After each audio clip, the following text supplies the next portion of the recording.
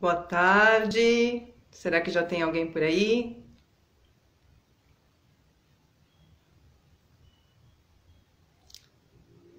Ei, Gaia já chegou. Boa tarde, então, a todos. E eu sou a Patrícia Vincesc, que eu sou professora e também colaboradora aqui com a Aliança. E hoje, então, nós vamos dar continuidade às entrevistas com os professores filiados da Aliança para saber a trajetória de cada um, como começou no yoga, como tem trabalhado. E hoje nós vamos falar com a Bianca Domingues, que já entrou aqui. Peraí, não estou te vendo ainda, Bianca. Deixa eu ver aqui se eu tenho que te adicionar.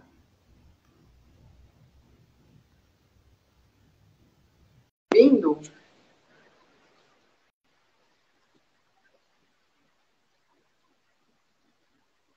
Ah, sim, tá. Melhorou. Tá me ouvindo, Tudo Bianca? bem? Tudo bem. Tá me ouvindo bem? Eu tô te ouvindo bem, e você?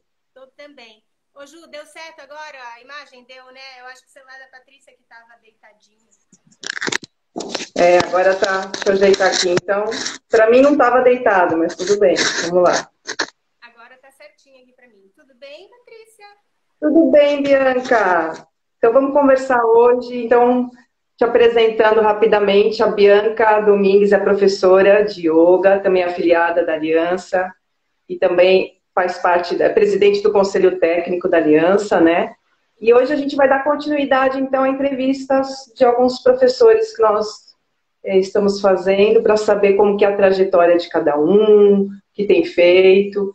Então, eu queria começar logo, Bianca, com a pergunta, né, mais curiosa para todos, eu acho, pelo menos para mim, que é como você conheceu o yoga, né? Como você ouviu essa palavra a primeira vez e como você começou e por quê? Tá.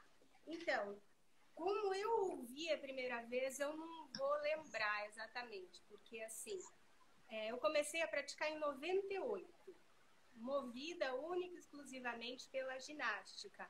Na época eu não estava, tinha 18, 19 anos e eu já estava ficando meio cansada de academia normal. Na época a Madonna estava fazendo um super sucesso, demonstrando a Ashtanga que ela praticava e eu fui atrás disso na época, né? Então eu morava lá em São Paulo, estava no primeiro ano de faculdade em Direito do Mackenzie e eu fazia natação ali na Avenida Angélica, no antigo clube chamado Círculo Maccabi. E um dia eu estava passando por ali e vi num mural aula de yoga. E eu falei, opa, vou experimentar, né? E assim, como era clube, associada, eu podia ir fazer aula lá. E fui. Fui animada, né? Para falar, a Ju tá falando que o meu som tá baixo. Eu vou ficar meio perto aqui, porque às vezes isso acontece mesmo. Vou tentar falar Tá. mais alto também. Para mim Aí, tá bem bom. tá bom? Tá. Tá. Aí eu fui já achando que eu já ia aprender a colocar a perna atrás da cabeça, essas coisas assim. Cheguei na aula, a professora tinha um cabelo até a cintura, tava com uma saia indiana, aquele cabelão solto. Eu falei assim, ué, como será, né, que ela vai colocar a perna atrás da cabeça assim? E daí começou a aula e foi uma aula só de mantra e respiração. Não teve nenhum asana. E eu achei aquilo um saco, né? Eu saí da aula, falei, nossa, e não gostei. E aí, um pouco tempo depois, um mês depois mais ou menos, eu estava passando no meu caminho ali para subir para a faculdade e vi uma outra academia, vi que também tinha aula de yoga, e aí eu fui tentar mais uma vez e daí me identifiquei, que era aula de Power Yoga, a professora chamava Flavinha, era lá na Fit Sport, ali em Santa Cecília, uma academia que ainda existe. Esses tempos eu passei lá na frente, mas não vi ainda, não vi mais anúncio de yoga, porque é uma academia de musculação, então é um ambiente diferenciado, né, para aula. De qualquer forma, esse início, que foi movido apenas pela intenção física, né, de ginástica mesmo, acabou me conduzindo onde eu estou hoje, né? Então foram coisas que também aconteceram em conjunto. Nesse mesmo ano, a minha mãe foi diagnosticada com esclerose lateral amiotrófica e eu conheci o budismo também. Foi tudo junto, né? Então, assim, só voltando um pouquinho às origens, que eu acho importante a gente conhecer qual foi a base, né? A infância das pessoas, que eu acho que isso determina muita coisa na vida de alguém, né? Então, eu sou caçula numa família de 4 irmãos. Cresci numa casa super gostosa, com um quintal enorme. E eu nunca fui o centro das atenções, porque, assim, era tanto movimento na minha casa. Morava uma tia junto com a gente, tinha um outro tio que era caminhoneiro, que estava constantemente lá na minha casa. Tinha a Dir, que trabalhava com a gente, porque meus pais trabalhavam fora. Então, era uma casa muito movimentada. E eu tinha muita atenção, assim, eu tinha não atenção, eu tinha muito estímulo. Mas não era o foco, né? Se sabiam que eu estava lá, tinha comido, tinha tomado banho, estava protegida, larga, não precisa ficar. E daí, assim, eu sempre fui muito observadora desde pequena. E, assim, tanto que a minha memória ela é incrível. Eu lembro de detalhes, de coisas que aconteceram, assim, eu lembro sinto até a atmosfera quando eu trago a lembrança, né? E daí, nessas de... meu pai sempre tinha muitas histórias, ele trabalhava em banco e ele sempre vinha falando várias histórias de colega que acreditava no planetão, por exemplo, que é Nibiru, né? Então, desde aquela época, eu tinha essas coisas já vinham na minha cabeça, muito criança.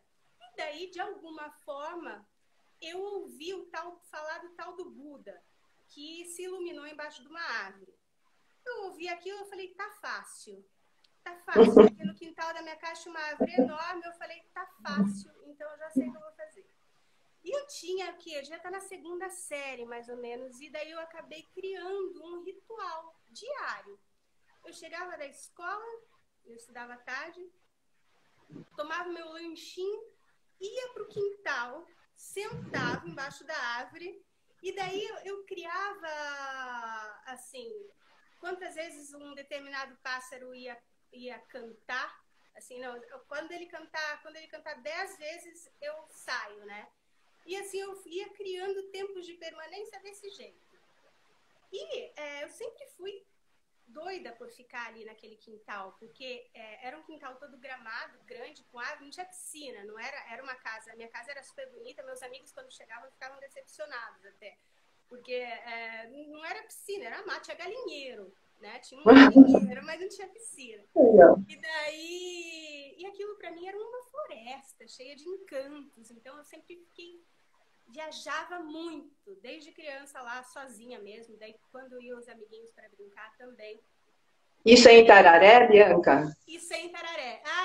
Detalhe importante, né? Agora você mora em Campinas, né? Hoje eu moro em Campinas, mas eu já me mudei muito, né? Eu já me mudei bastante. E Tararé é um lugarzinho, assim, especial para nascer aqui no Sudoeste Paulista. É uma região de cachoeiras e rios, é uma região, assim, maravilhosa. Vales, tem canyon, então o Guartelá começa em Tararé e vai até lá Castro, né? Então é uma região muito, muito linda mesmo.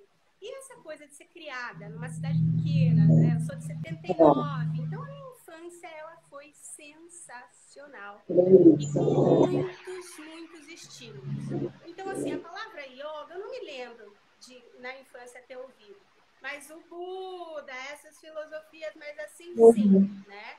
A meditação, essas coisas, sim. E daí, assim, depois disso, eu não me lembro, daí, lógico, quanto tempo isso seguiu, mas era um ritualzinho, acabava, eu pegava uma florzinha, e daí eu deixava lá que indicava, aquela florzinha indicava que eu tinha cumprido a minha meditação naquele dia, e fui. Aí, não lembro, né, isso parou, logicamente. Aí, quando eu tinha 11 anos de idade, morreu uma amiguinha minha da escola, uma amiguinha bem próxima minha. E aquilo, para mim, foi o primeiro contato com a morte daquele jeito, assim, que eu não entendi nada, né, na verdade. Eu não entendi nada. E, assim, a gente tinha no sábado ou no domingo, eu não sei que dia foi. Meus pais viajavam bastante, faziam um bate-volta para uma cidade vizinha. E aí, quando eles não estavam, aproveitava, corria para assistir filme. Era sobrado, na parte de cima. E minha mãe não deixava eu subir com os meus amigos na parte de cima da minha casa para não fazer sujeira. Aí eles viajavam, a gente subia com pipoca, fazia aquela sujeira e depois limpava, né? E daí, a Melissa, que faleceu, e a Regina, a gente assistiu Esqueceram de Mim, né? Naquele dia, no sábado, ou no domingo, eu não me lembro. Aí, durante a semana, segunda ela não foi na aula, na terça-feira a gente recebeu uma mensagem que ela estava em Sorocaba internada, e acho que na quarta ou na quinta ela faleceu, ela teve um aneurisma. E eu me lembro muito bem da minha mãe, né, recebendo essa notícia, e a minha mãe, ela era uma pessoa super durona, super firme, super forte, mas ela se desmontou de um jeito, assim, sabe? Que aí eu tentando consolar a minha mãe, que estava lá, assim... Nossa, ela se desmontou. Eu acho que, né, logicamente, né? Claro. Uhum. E eu não entendi nada. Eu não chorei, né? Então, assim, a gente foi pro enterro, daí no enterro, sabe aquela coisa de obrigação, assim, ai, não preciso chorar, sabe? Uma coisa assim. E daí eu dava aquela chorada, mas não tava com vontade de chorar, não tava entendendo nada do que estava acontecendo, né? E o corpo velado, e o corpo dela ali, e aquilo ali, eu não entendendo nada. Falei, como assim, né? Isso foi cair a ficha muito tempo depois mesmo. Daí eu peguei umas coisinhas dela que tinha na minha casa, e daí eu falei, meu Deus, né? A Melissa morreu, como assim? E daí o que aconteceu? Nesse período, até uns 13, 14 anos, a gente queria conversar com a Melissa, e a gente começou a fazer a brincadeira do copo. Já fiz também. E daí, nessas, assim, a gente ficava bastante no quintal, lá da minha casa, numa mesa, e vai, porque a gente queria conversar com ela. E nessas, lógico, acontecia aquela coisa de criançada, né? Eu só sei que uma outra amiga minha, que já frequentava o centro espírita, me chamou para ir. E eu passei um tempo da minha vida nessa faixa etária aí, até uns 13, 15, não lembro exatamente, frequentando centro espírita, tal, ouvindo evangelho e beleza. Porque assim, a minha casa, a gente nunca teve uma religião obrigada. Catecismo, eu entrava e era convidada a me retirar. Porque eu ia pro catecismo, eu não prestava atenção em nada, eu só esperava o momento de sair para tocar o sino da igreja, né? E daí, assim, eu fiz isso uma vez. E você imagina tocar sino de igreja de uma cidade pequena num horário totalmente fora, né? Então, assim, a minha mãe, quando falavam para não ir mais, a minha mãe nem fazia questão. Falava, tá, deixa, não precisa ir. E daí, bom, eu saí de casa com 16 anos, vim morar aqui em Campinas com a minha irmã, fazer o terceiro colegial. E a minha irmã fazia medicina aqui na Unicamp. E daí aqui, assim, eu tava numa fase da minha vida que eu tava bem com o rei na barriga, assim, sabe? Bonitinha, uma situação financeira ok, estudava no ângulo aqui, fazia cursinho. Então, sabe, o mundo é meu. Então, eu tava bem fútil. Eu tive um período, assim, de um adolescente, assim, meio fútil. Não tanto, né? Mas, assim, não tava muito preocupada com questões assim mais profundas. Estava querendo mais era curtir mesmo, né? Daí, quando essa fase passou rápido, eu entrei na faculdade, aí teve esse encontro com yoga, budismo e doença da minha mãe. Tudo ao mesmo tempo. Você entrou em direito, né? Entrei em direito, no Mackenzie. Uhum. E aí, primeiro ano da faculdade, eu já vi, nossa, não tem nada a ver, né? Não tem nada a ver. Mas, caçula, minha irmã mais velha dentista, meu outro irmão engenheiro, agrônomo, a minha irmã médica. E a minha mãe tinha uma coisa assim, sabe? Tipo, ela queria que eu fizesse odonto, porque ela via que eu não estava querendo nada. E eu falava que odonto eu não faria de jeito nenhum. Então, enfim, sobrou direito, né? Isso daí acontece. Mas daí, no segundo ano da faculdade, eu acabei entrando em contato com direito ambiental, então foi uma injeção de ânimo e tudo mais. E eu também não tinha essa iniciativa de abandonar a faculdade sem ter o que fazer, porque eu sei que isso ia deixar minha mãe mais doida, né? Então, eu não tinha essa iniciativa, eu nem sabia o que eu queria fazer na época. Bom, aí... comecei, então, minhas práticas 2 vezes por semana de Power Yoga. Achava aquilo dificílimo, não conseguia ficar em equilíbrio, e nossa, o cachorro e tal.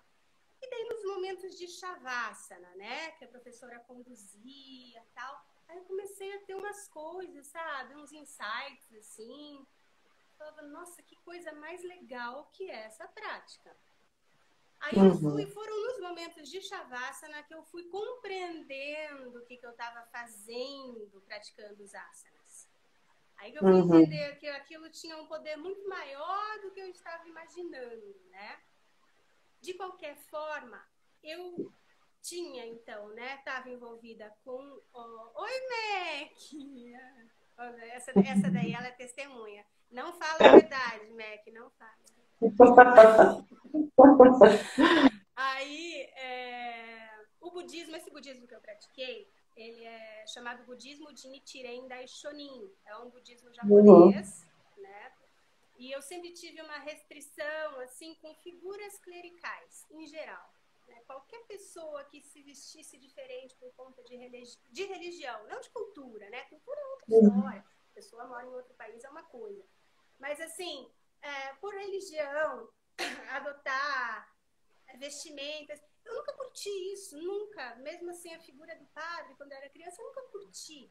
E aí, esse budismo de Nichiren veio a calhar para mim porque não tem nenhuma figura clerical, é uma associação por trás e ela é composta apenas de leigos, né?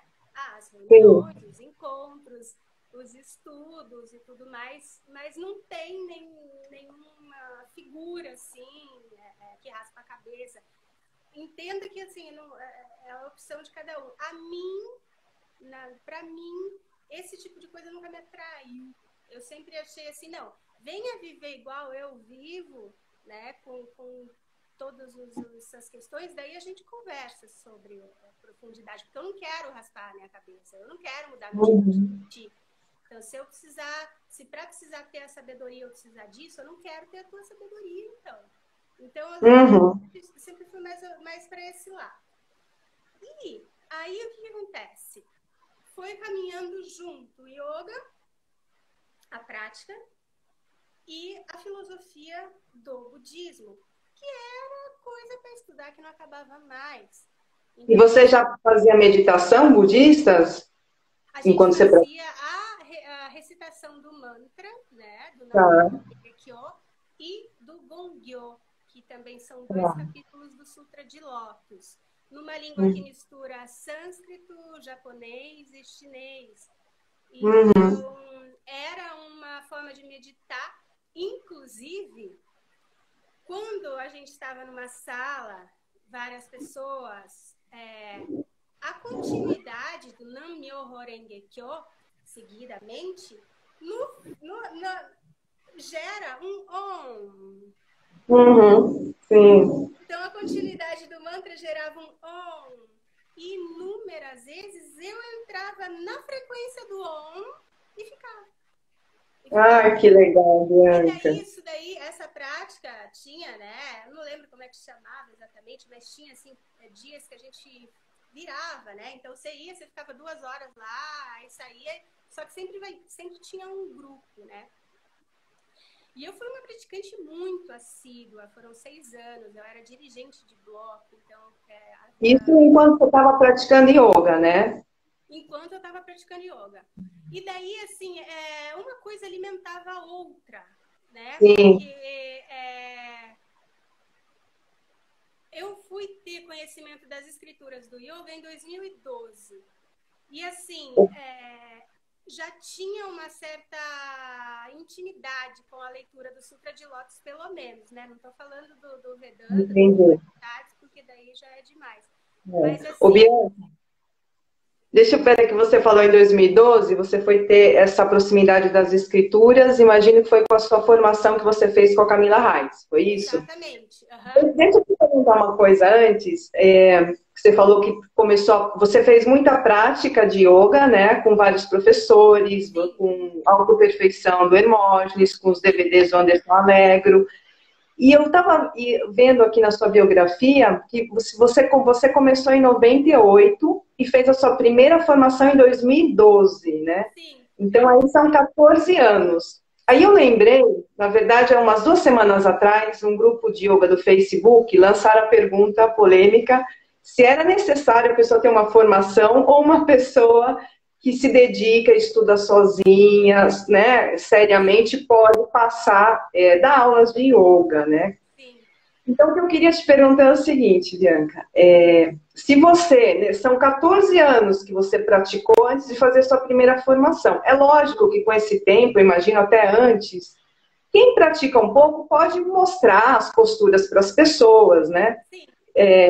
Agora, o que eu queria te perguntar é, se nesses 14 anos você chegou a ensinar, mesmo de uma maneira informal, alguma coisa para as pessoas ou não, e se depois que você fez a sua formação em 2012 com a Camila Reitz, o que te acrescentou a formação para você poder ensinar que tenha sido diferente desses 14 anos de prática, né? Porque existe ferramentas e habilidades que uma formação pode dar ou não. Queria que você comentasse essa diferença, se existe ou não, né? Olha, eu acho que isso vai variar da qualidade da formação, mas a minha, sem sombra de dúvidas, que deu toda a base, né? Então, assim, para se tornar um instrutor.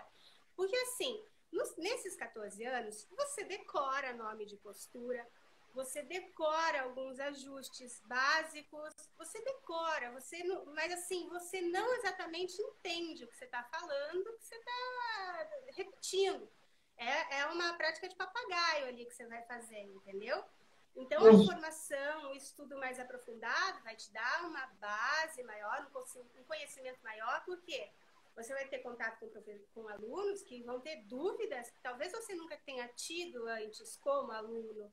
Então, assim, você tem que estar preparado para responder essas questões. E, assim, a tua pergunta, se eu já tinha ensinado, era assim, talvez o Surya, mas não ensinado, assim, passado para um namorado, para um amigo, uma coisa assim.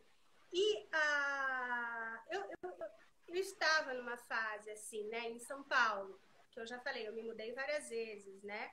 Pra lá pra cá, pra Santa Catarina, e volta, e vai. E daí, assim, nesse período que eu tava, assim, a minha mãe tinha falecido, o meu pai saiu pro mundo. Então, assim, eu tinha 24 anos de idade e eu estava órfã, completamente órfã, assim, porque e eu não estava preparada para aquilo, porque, assim, é o que eu falei, a minha infância, ela me salvou com certeza, porque se eu não tivesse boas recordações da infância, esse processo seria todo muito mais difícil. Mas, de outra forma, eu não tive aquele preparo, entendeu? Eu não imaginei nunca que isso ia acontecer comigo, né? Eu, assim, por muito tempo achei que eu estava com a vida ganha, no sentido de ter papai e mamãe, casa, que eu cresci, sempre à disposição e poder tocar a vida com essa retaguarda. De repente sumiu, não tinha mais nada. E eu estava numa fase que meu pai tinha passado 2 imóveis para mim por conta do inventário da minha mãe e saído fora. E eu tinha as despesas para pagar desses imóveis, né? Todas as despesas, inclusive registro, que ele fala muita. Estão falando que o meu microfone está baixo. Deixa eu botar a cara aqui, vão ter que ver minha cara mesmo. Eu nem filtro coloco. A minha geringonça aqui é uma escada. Eu tô te ouvindo super bem, mas enfim, por cima. Assim, mas às vezes reclamam mesmo que o meu microfone fica baixo. Deixa eu ver Uhum. a Gil tá aqui também. Bom, aí e daí, assim, a questão financeira começou a ficar bem complicada, porque eu tinha me formado já, em direito, mas não estava como autônoma. Aí tinha mês que eu ganhava uma grana e ficava 2 meses sem ganhar nada. E eu estava fazendo concurso, não passava, não estava legal. E às vezes eu estava lá em casa, assim, eu falava assim, eu vou largar tudo aqui em São Paulo, vou para Itararé abrir uma escola de yoga. E dava risada, que era uma ideia assim, imagina, né? Você não vai fazer isso. Mas no final foi o que eu fiz. No final, assim, a situação chegou num ponto que eu não fui abrir a escola de yoga lá em Itararé. Mas eu botei meu apartamento de São Paulo para alugar, porque eu não estava conseguindo mais manter. E fui morar com a minha tia lá em Itararé. E ainda tentando trabalhar como advogada, indo em prefeitura, indo em faculdade, e nada rolava, nada rolava. Aí comecei a dar aula de inglês. Tá. E aí começou a entrar a renda de São Paulo, a renda do inglês, morando em Itararé, gastando pouco, comecei a respirar mais aliviada e tal. E daí eu estava fazendo aulas de pilates lá em Itararé. Não tinha yoga em Itararé. Fazendo aula de pilates, a minha professora falou, nossa, como você tem facilidade. Eu falei, eu pratico yoga há muito tempo, né? Ah, por que você não vem dar umas aulas aqui? Eu falei, será? Aí chamei umas amigas, né? Tipo, sem cobrar, sem nada. Eu falei, vamos juntar lá, vamos ver o que que dá. Aí pronto, a primeira aula, assim, né? Aula, né? Essa primeira prática que eu guiei, a minha voz saía com uma facilidade, sabe? Uma coisa assim. Eu falei, gente, eu nasci para isso, é isso mesmo. Aí cheguei em casa, já fiz meus contatinhos, tal, não sei o quê. Fiquei entre o curso do Anderson, que sempre foi o meu ídolo, e o da Camila, e acabei optando pelo da Camila por uma questão de logística. Eu estava no meio do caminho entre São Paulo e Curitiba, né? Esse curso da Camila que eu fiz estava em Curitiba. E meu apartamento em São Paulo alugado, São Paulo o deslocamento é mais caro, mais difícil. E em Curitiba eu tinha a casa de uma amiga para ficar, e era do lado de onde era o curso. Então, acabei fazendo lá. E foi maravilhoso, que daí, assim,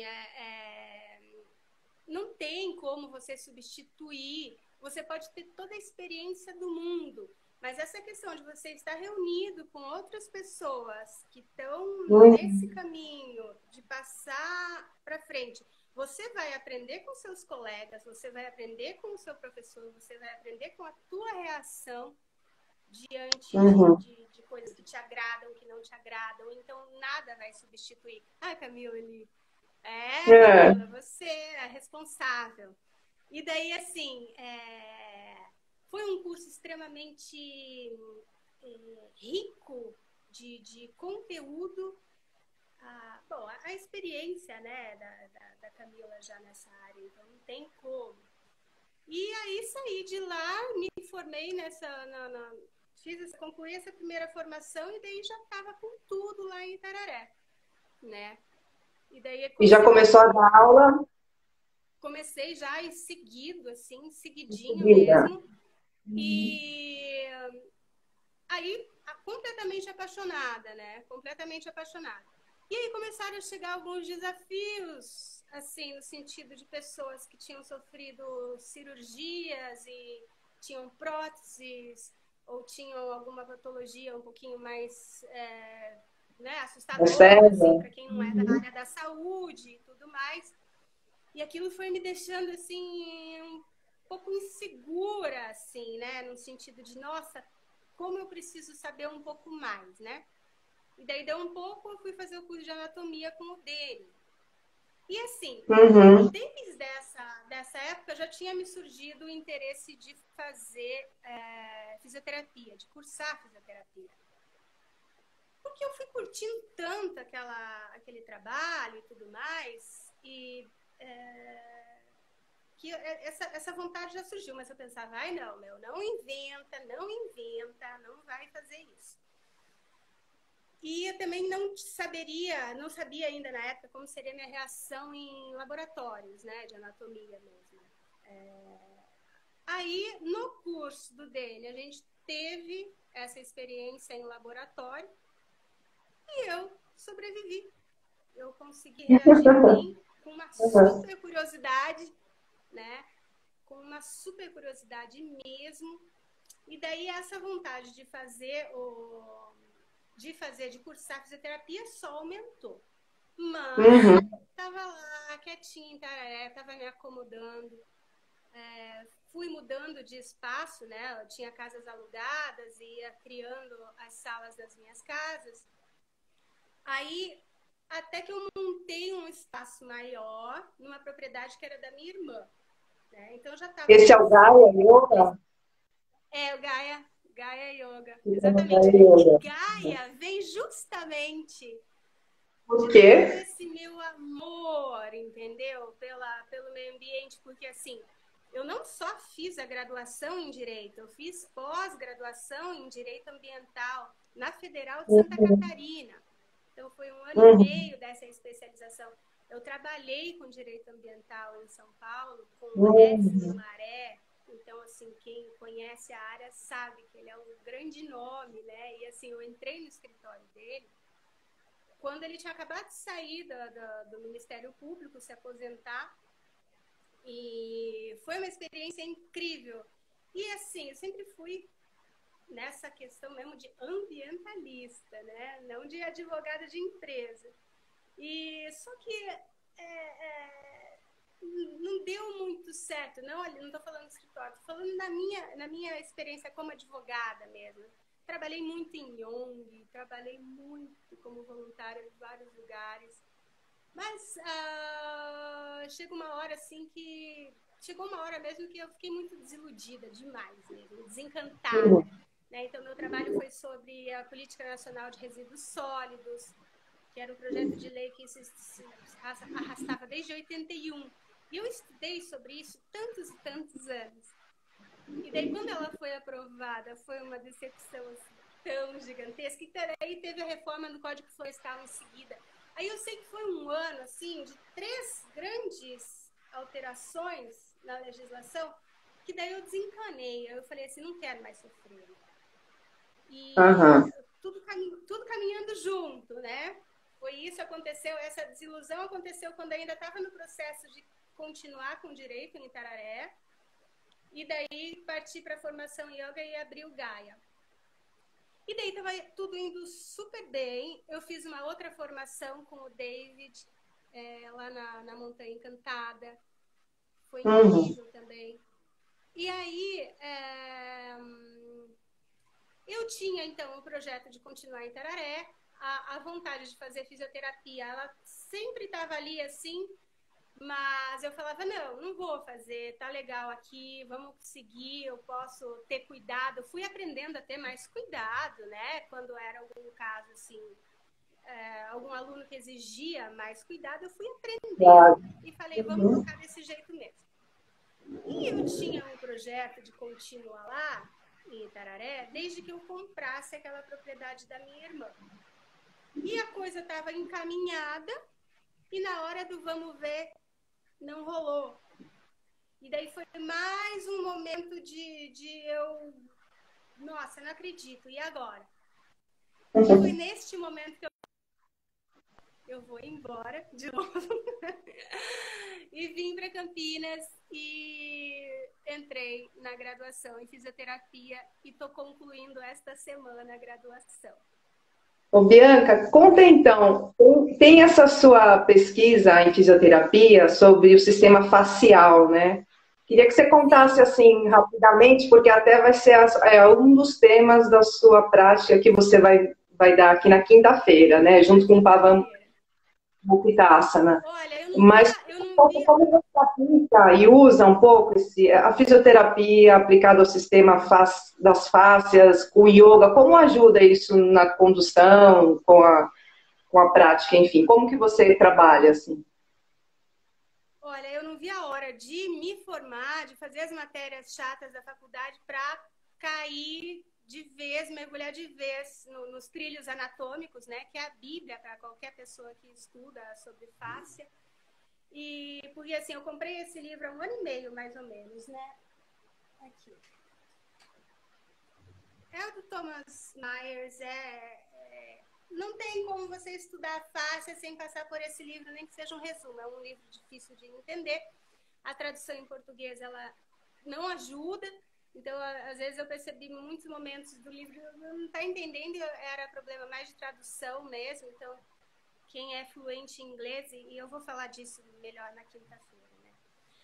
E quando eu comprei o livro, cheguei com meu professor de ortopedia lá na faculdade, falei, ai, toda animada, né? Querendo fazer a pesquisa, meu TCC sobre o assunto. Aí ele falou assim, então, mas de quando que é esse livro? Eu falei, 1980 e pouco. Tá, e daí? O que teve de evolução na área científica a respeito da face? Aí me deu um balde de água fria, né? E aí eu deixei também, falei assim, tá bom, não preciso de você também, eu vou estudar se eu quiser, né? E aí acabei fazendo o meu tema de TCC outro, né? Para não pegar também um tema muito complexo, porque o estudo da face, ela não é exatamente complexo, e ela tem tudo, simplesmente tudo a ver com yoga. Tudo! Uhum. Então, na quinta-feira eu vou tentar mostrar isso, porque não é... Você precisa realmente expandir um pouquinho a tua consciência e a percepção. Então, assim, a prática de yoga, ela tem uma sabedoria, né, nata. Porque o corpo humano tem essa sabedoria nata. O corpo humano sabe o que precisa ser feito para ter um alívio, de um desconforto, alguma coisa, ele sabe. E os ancestrais, os nossos sábios praticantes que não tinham acesso, né, a laboratório de anatomia nem nada disso, eles sentiam. E essa experiência da sensação, da interocepção, né, que é trazida pela face, isso nada substitui essa experiência. Nenhum livro, nenhuma dissecação de cadáver vai te trazer essa experiência. Então, por isso que são assuntos que têm muito a ver. E, atualmente, a ciência está muito mais engajada em explicar os efeitos da face, né? Então, é o maior órgão sensorial do corpo humano. Então, está sendo tratada cada vez mais. E demora mesmo. Esse tipo de coisa demora. Quanto tempo não se demorou para a yoga ser reconhecida e para ser recomendada por médicos, por exemplo? Demora. Então, tem gente que fica muito nessa questão de ciência, só que assim, existem algumas coisas que eu até eu entendo que essa dificuldade científica na comprovação do efeito da face seja, primeiro, por conta da dissecação.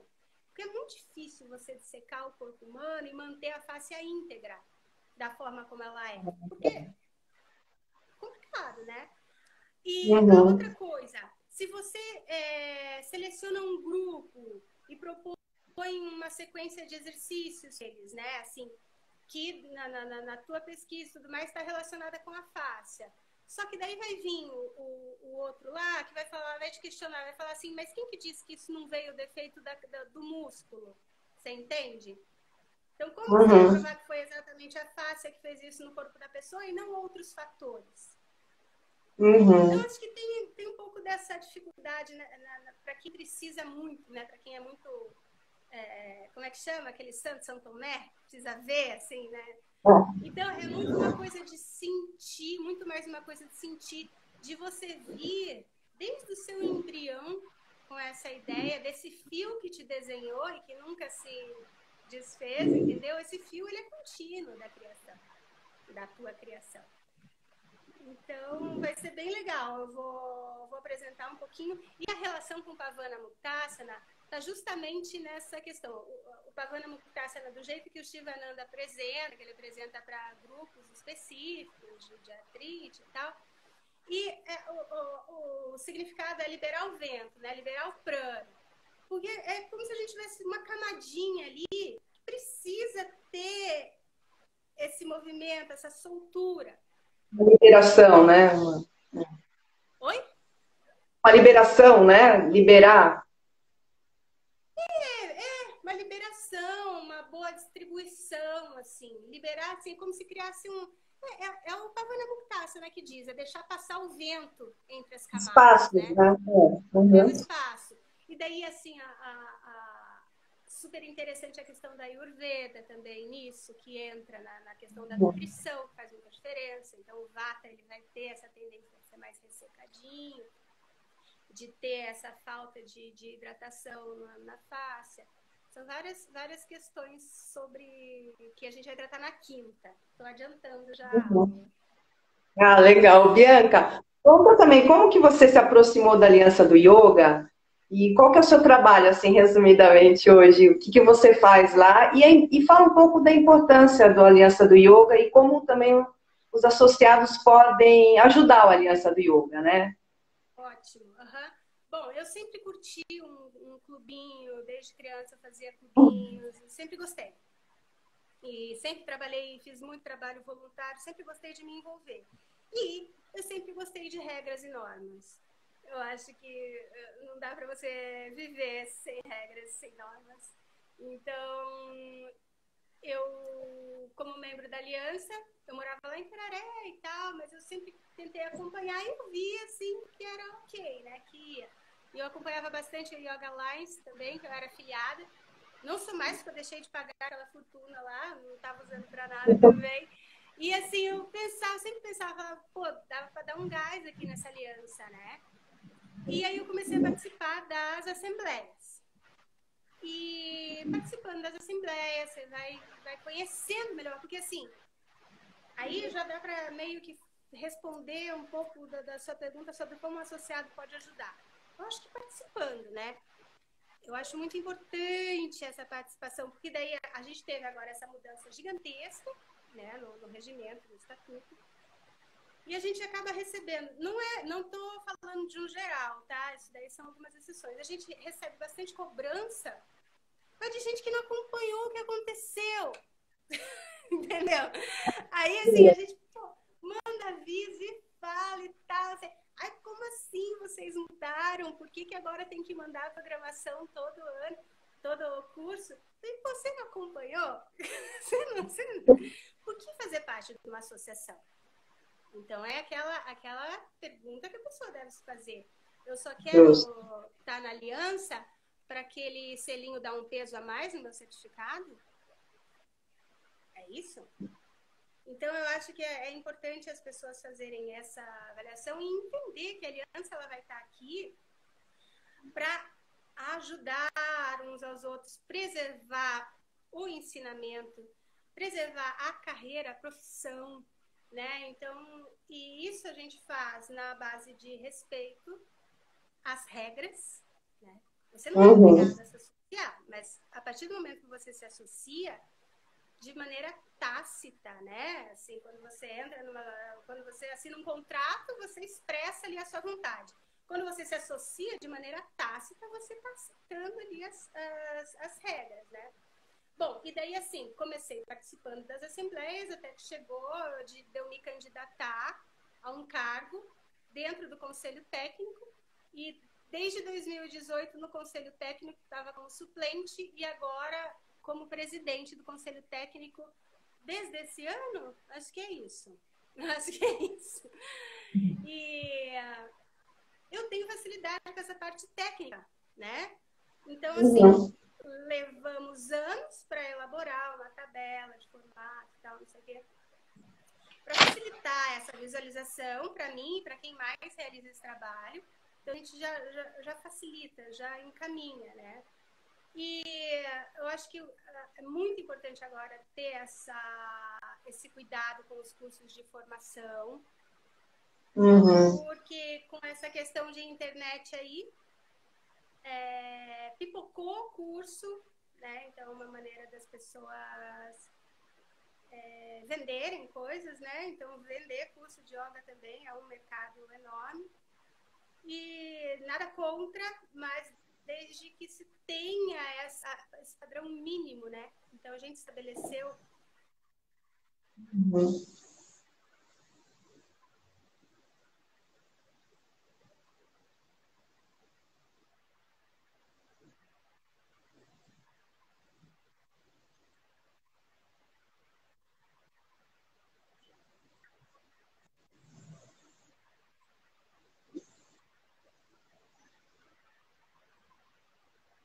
Você preservar, sim, na sua pureza ali, mas a forma de você transmitir esse ensinamento ele tem que se modernizar, né? A gente tem que... Então é isso. O que mais sobre a aliança? Só isso? Acho que só. Eu tenho uma pergunta sobre essa época da pandemia que nós todos vivemos, né? E foi difícil para muita gente, para nós, para todos, né? Se você continuou dando aula de yoga e, na verdade, como que você encontrou no yoga, porque você, falando aí toda a sua trajetória, né, budismo, espiritismo, religião, você não tinha essa identificação até que no Shavasana, de repente, você começou a entender o sentido que fazia para você, né? Então, eu queria, Bianca, que você, assim, falasse como que você encontrou na ferramenta do yoga, ou na visão que o yoga é também, para além, né, das posturas físicas que nós sabemos, um lugar de ancoragem para esse tempo que a gente viveu, né? Que diferencial, né, para você, o que você pode falar até para as pessoas, que o yoga traz para a gente num momento como esse que todos passamos em 2020, sabe? Que é diferente, que não tem no Pilates, por exemplo, né? Claro, da minha visão, né, também como Sim, professora, da não sua. tem. Não tem. Conta então como te ajudou e como que yoga pode, na palavra salvar, mas como yoga pode dar justamente esse suporte, né? Uhum.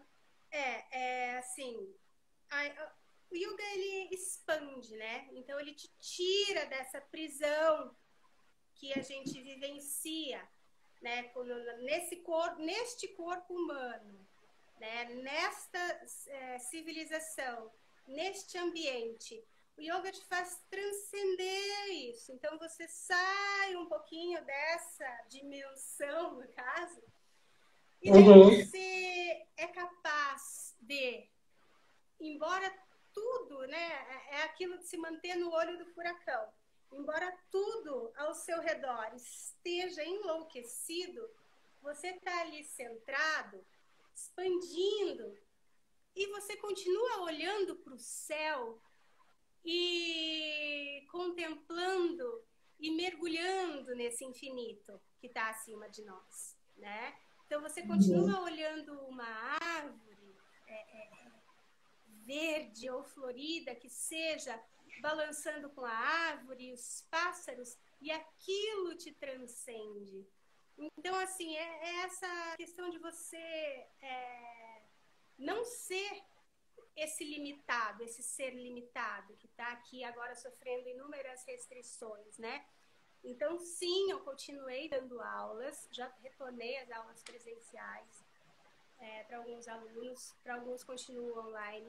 Eu percebi, na maioria, posso o quê? Tirar 2 ou 3 que são pessoas um pouco mais tranquilas, assim, naturalmente, uma mudança no padrão respiratório enorme. Eu mudei a minha aula, eu deixei de começar a aula com aquietamento sentado, em meio lótus, estou começando a aula em Shavasana.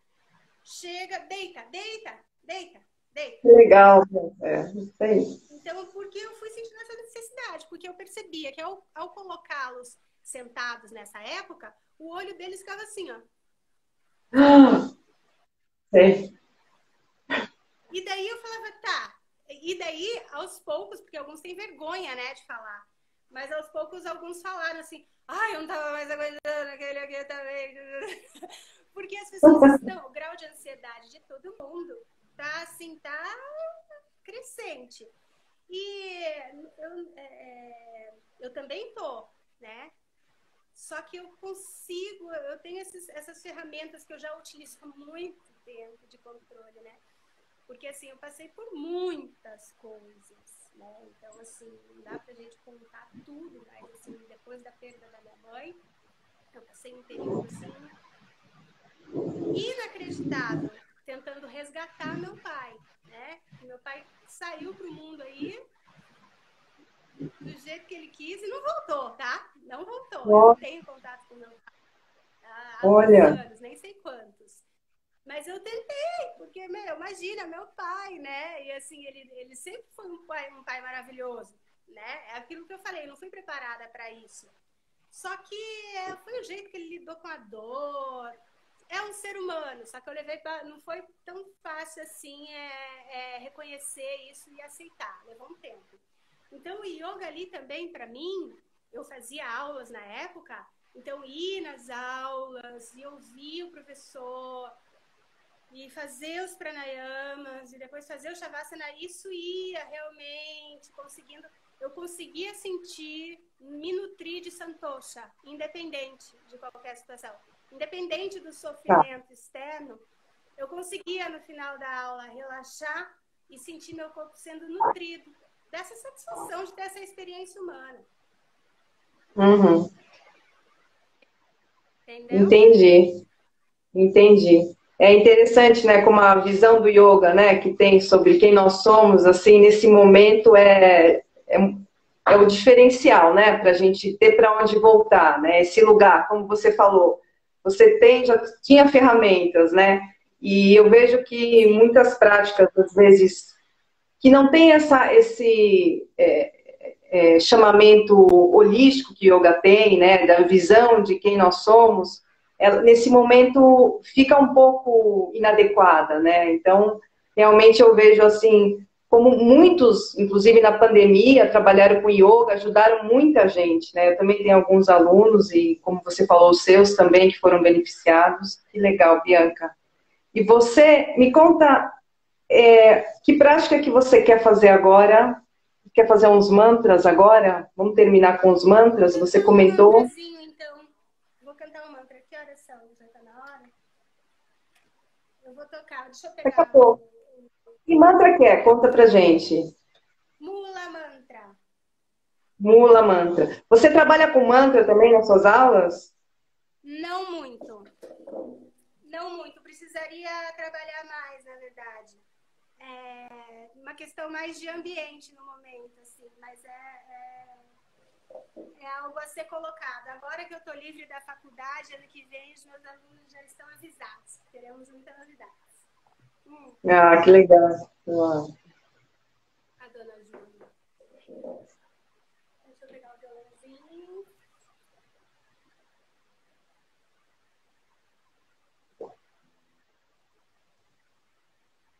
Deixa eu ver se não vai ficar muito baixo. Tá me ouvindo daqui?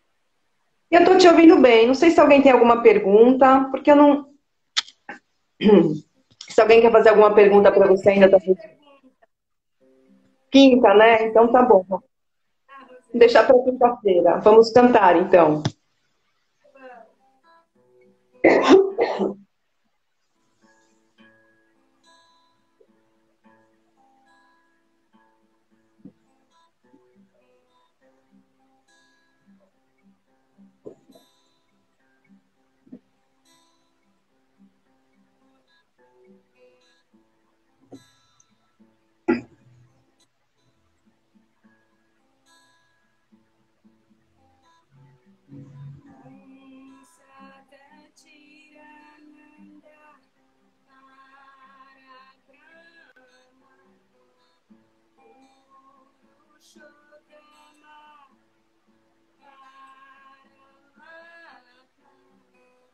Shri Bhagavati Samhita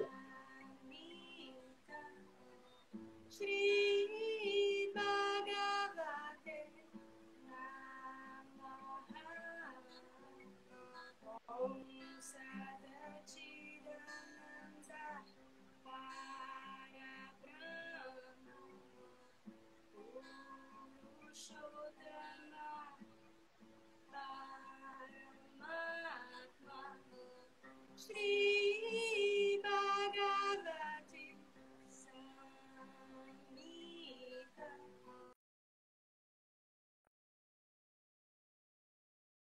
Namaha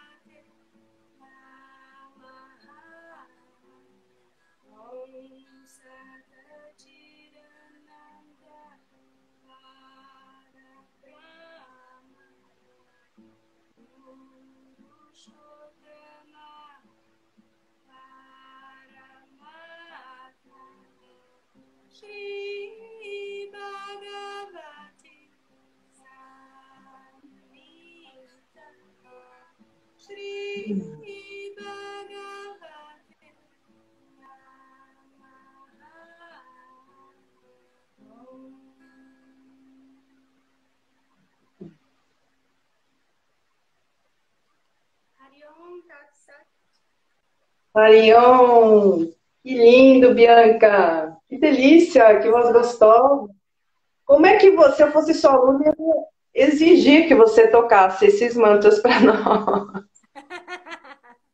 Tem que começar assim, eu já. precisaria fazer isso com os meus alunos, sabe? No Shavasana, tocar um violãozinho, é tão gostoso, né? É uma delícia. Faça, faça sim. Olha lá, né? Obrigada a você, Bianca. Muito Então, obrigada. quinta-feira. Quinta-feira, daí assim, eu vou passar algumas recomendações, tá? Eu não sei se eu passo, dá tempo ainda, mas eu vou repetir Dá. isso no dia, né? Pessoas que estejam com processos inflamatórios, pegar leve em alguns exercícios, que eu vou dar uns 20 minutinhos, acho, de exercício, mas é um exercício que acaba mexendo bastante com o corpo, né? E acho que é mais assim, porque tem essa discussão sobre a inflamação no corpo e o movimento facial, né? Então, assim, Tá. a ciência já comprovou que as posturas estáticas do Hatha Yoga, eles diminuem a inflamação no corpo. Já mexer demais isso daí sim, isso tem bastante estudo, se você for ver, principalmente em tratamento de câncer de mama. Você entra no PubMed e dá um buscar em yoga, você vai ver vários artigos científicos originais Legal, tá. com essas pesquisas. Uhum. Mas daí eu repito isso na quinta-feira, então, tá bom? Então, na quinta-feira, do meio-dia a 1. Eu que agradeço. Então, não, quinta-feira, só lembrando as pessoas, meio-dia a 1, essa prática com você aqui, então. Então, estão todos convidados. Vai pegar bastante da teoria e um pouquinho de uma prática para experimentar. E a ideia de como isso pode ser incluído na sua aula, igual você perguntou, nessa fase de pandemia. Então, eu vou fazer uma coisa para soltar um pouquinho a fáscia da caixa torácica, que vai dar uma expandida na respiração. Então, assim, que legal. É uma fase de muito se fechar, de susto, de medo, de apreensão. E daí a intenção é da gente se expandir com coragem, como deve ser, né? Que delícia, eu vou fazer. Vou esperar você. Nós nos vemos na quinta, então. Namastê. Namastê, muito obrigada. Obrigada a todos. Tchau, tchau. Tchau, tchau. Tchau. É só fechar, né? Vamos descobrir agora. Acho que você que tem que salvar o negócio, né? Peraí, deixa eu ir aqui. Gustavo, chegou tarde, Gustavo. Ver como é que... Teste, daí vai ter a opção de salvar. Deixa eu apertar o meu X. A Rosane tá aí, qualquer coisa. Parar de compartilhar. Ó, tô saindo. Beijos. Obrigada.